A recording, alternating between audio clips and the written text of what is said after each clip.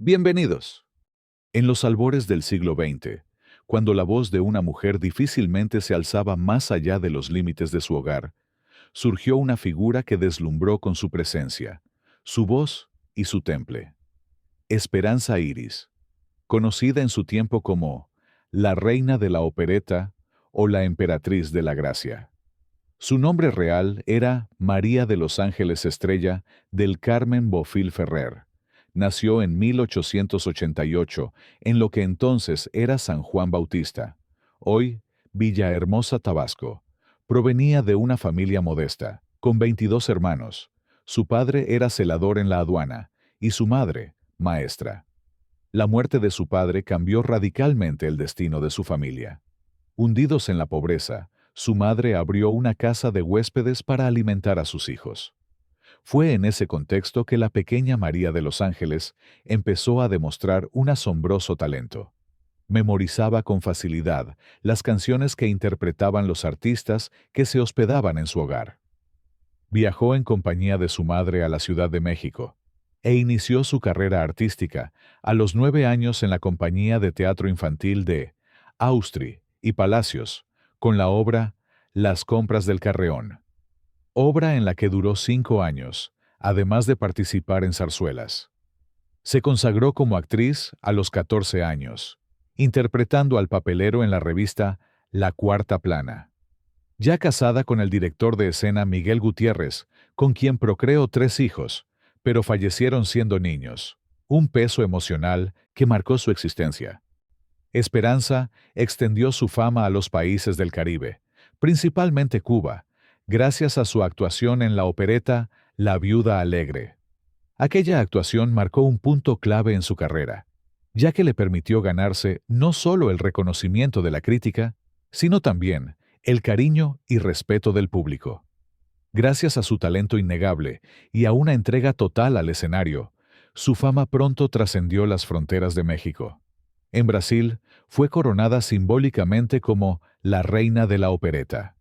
En España, fue distinguida por el propio rey Alfonso XIII, quien le otorgó una condecoración oficial, dejando claro que su arte era admirado incluso en las cortes europeas. Entre 1910 y 1911, realizó exitosas giras por Cuba, presentando la obra La Viuda Alegre, con la que cautivó al público isleño.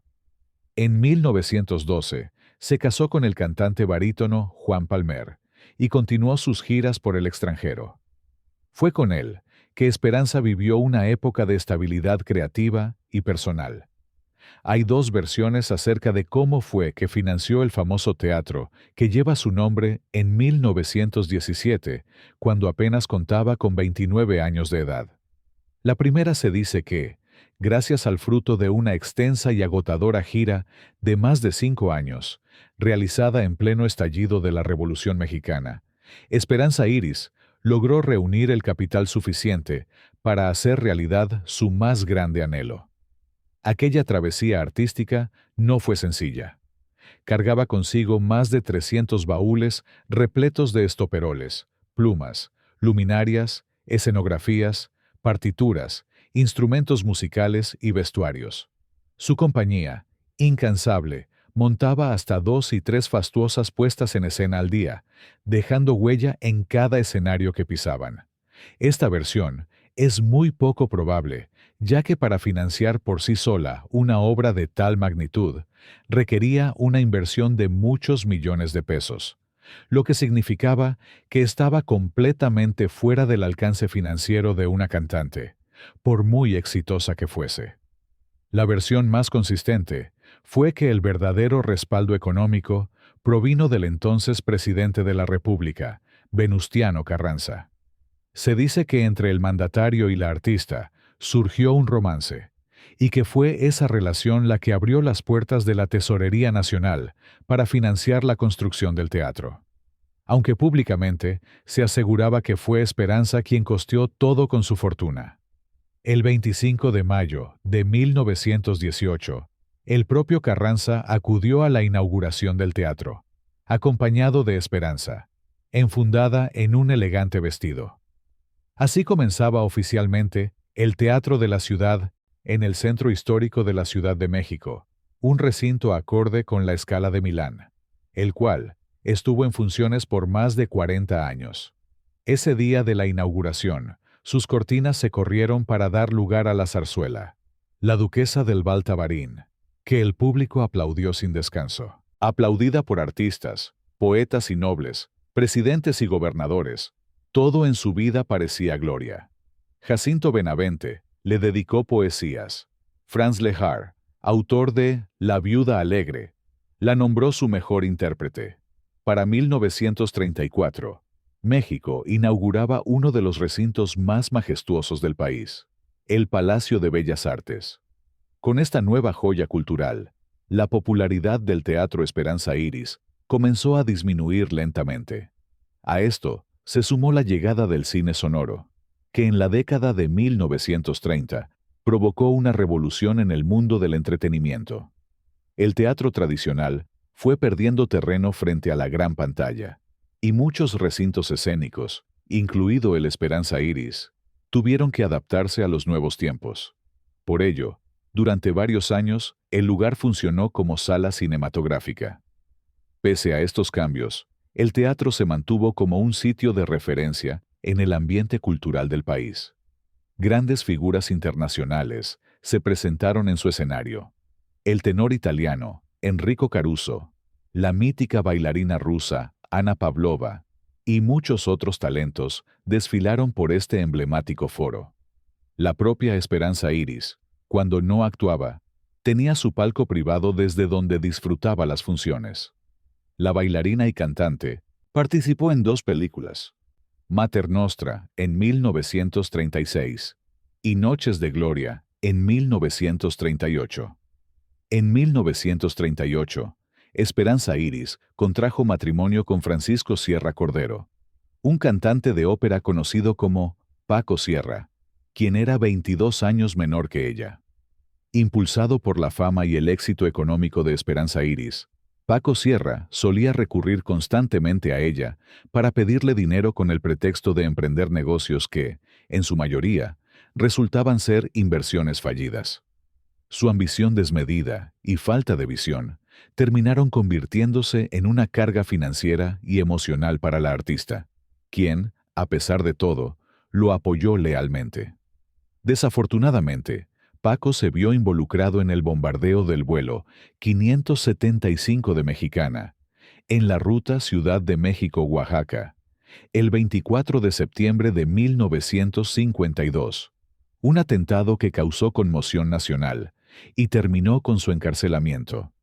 El plan era cobrar los seguros de vida de 7 personas, donde la ganancia sería millonaria. A pesar de la magnitud del escándalo y los cargos en su contra, Esperanza lo defendió públicamente y lo acompañó incluso durante su estancia en la prisión de Lecumberri. Fue, sin duda, el escándalo más sonado y escabroso de su tiempo. Durante una década entera, Esperanza Iris dedicó sus últimos esfuerzos no a conservar su legado, sino a defender con vehemencia, casi desesperada, a Paco Sierra, el hombre que arrastró su nombre por los suelos. Mientras él purgaba una condena de 30 años, ella acudía puntualmente a visitarlo, aferrada a la idea de que era víctima de una cruel injusticia. Su fervorosa defensa fue tan intensa como ciega, y con cada intento por limpiar su imagen, iba perdiendo un poco más de la suya. La reina de la opereta fue sepultando su propia memoria en vida. De musa venerada y símbolo nacional, pasó a convertirse en una figura lastimosa a los ojos del público y la prensa. Lo que antes fueron reverencias y aplausos se transformaron en puertas cerradas. Aquella mujer que fue recibida con honores por todos los presidentes de México, desde Venustiano Carranza hasta Miguel Alemán, acabó convertida en una sombra que nadie quería ver. El país entero que alguna vez la adoró, le dio la espalda, y Esperanza Iris se enfrentó, sola, al amargo desenlace de una vida que lo tuvo todo, salvo redención. Falleció el 7 de noviembre de 1962, a los 74 años, dejando tras de sí un legado artístico incomparable y una historia personal marcada tanto por el triunfo como por la tragedia. Como testimonio de su relevancia internacional, dejó una impresionante colección de reconocimientos. Entre ellos, un lujoso calendario azteca de oro adornado con esmeraldas, diamantes y rubíes. Regalo del general Álvaro Obregón. La Cruz de Cristóbal Colón, otorgada por el rey de España, así como más de 30 medallas y condecoraciones provenientes de diversos países, que dan cuenta de su impacto como embajadora cultural de México en el mundo.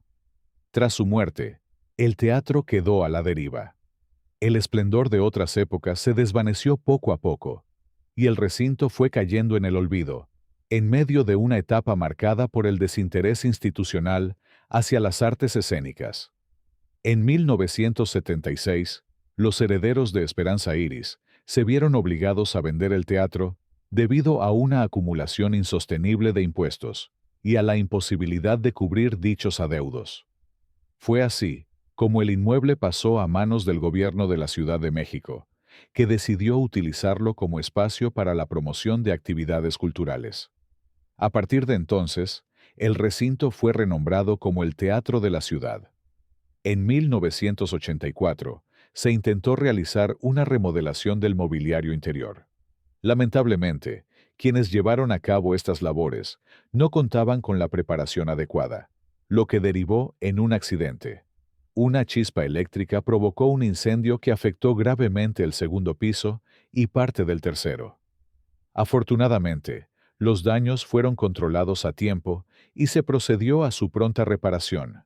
2 años después, el teatro fue incluido, junto con el resto del centro histórico de la Ciudad de México, en la lista de Patrimonios de la Humanidad por la UNESCO.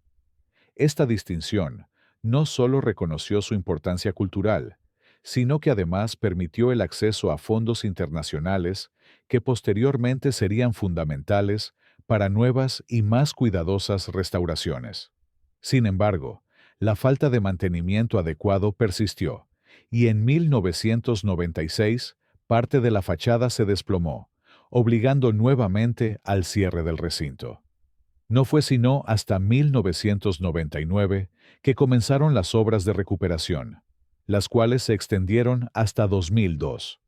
Durante este periodo, se reforzó toda la estructura y se restauraron con sumo detalle columnas, esculturas, fachadas y decorados escénicos. También se modernizó el sistema técnico del teatro y se corrigieron problemas acústicos, devolviéndole al espacio su antiguo esplendor. En el 2008, como un homenaje a su creadora y a su legado, las autoridades decidieron restituirle el nombre original: Teatro de la Ciudad Esperanza Iris. Además, se habilitó una zona especial para producciones de cabaret, ampliando así su diversidad escénica. En 2020, el teatro seguía funcionando como uno de los foros más importantes de México, no solo a nivel nacional, sino también internacional. Cada año, el recinto recibía compañías artísticas provenientes de más de 30 países, consolidándose como una de las plataformas más relevantes para las artes escénicas en la capital. El teatro tiene una capacidad para 1,344 espectadores y ofrece una programación variada: danza, teatro, ópera, zarzuela, cine, espectáculos interdisciplinarios, festivales y producciones de gran formato y calidad internacional. El 25 de mayo de 2025, la Secretaría de Cultura de la Ciudad de México organizó un evento gratuito para conmemorar el 107º aniversario del teatro. Se proyectó la película Noches de Gloria, una forma simbólica y emotiva de rememorar a su fundadora, y su obra, el teatro, sigue siendo un pilar de la vida cultural capitalina, combinando homenajes a su fundadora, espectáculos internacionales, estrenos dramáticos de alto perfil y participación en festivales urbanos. Su capacidad para mantenerse relevante, modernizar su cartelera y conservar un equilibrio entre memoria histórica y contemporaneidad lo consolida como un referente indiscutido. A continuación, te invito a descubrir una serie de imágenes de la incomparable Esperanza Iris, momentos capturados que nos acercan un poco más a su fascinante vida. Espero que las disfrutes tanto como yo al compartirlas. Cuéntame en los comentarios qué te pareció su biografía y si te gustaría que te trajera más historias de grandes figuras como ella. Gracias por acompañarme en este recorrido lleno de nostalgia y legado. Hasta la próxima.